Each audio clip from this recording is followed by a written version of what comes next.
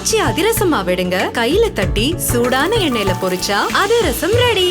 நெல்லையில் அன்புமணியின் நடைப்பயணம் ரத்து செய்யப்பட்டிருக்கிறது. மேலும் விவரங்களை எமது செய்தியாளர் ராமசுந்தரம் வழங்க கேட்கலாம். ராமசுந்தரம், என்ன காரணம்? விவரங்களை பதிவு பண்ணுங்க.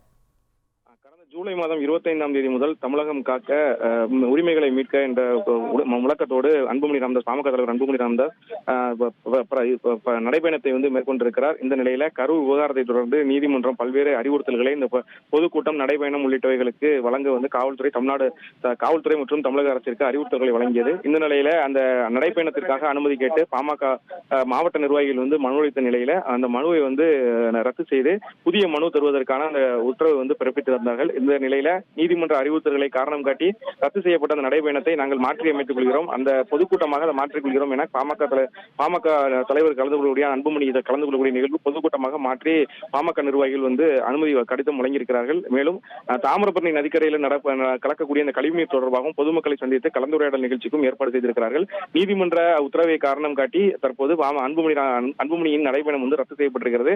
அதற்கு பதிலாக பொதுக்கூட்டம் மற்றும் மக்கள் சந்திப்பு நிகழ்ச்சிகளை நடத்துவதற்கு அவர்கள் அனுமதி கடிதம் வழங்கியிருக்கிறார்கள். விவரங்களுக்கு நன்றி ராமசுந்தரம். ஆச்சி அதிரசமா விடுங்க, கையில தட்டி சூடான எண்ணெயில பொரிச்சா அதிரசம் ரெடி.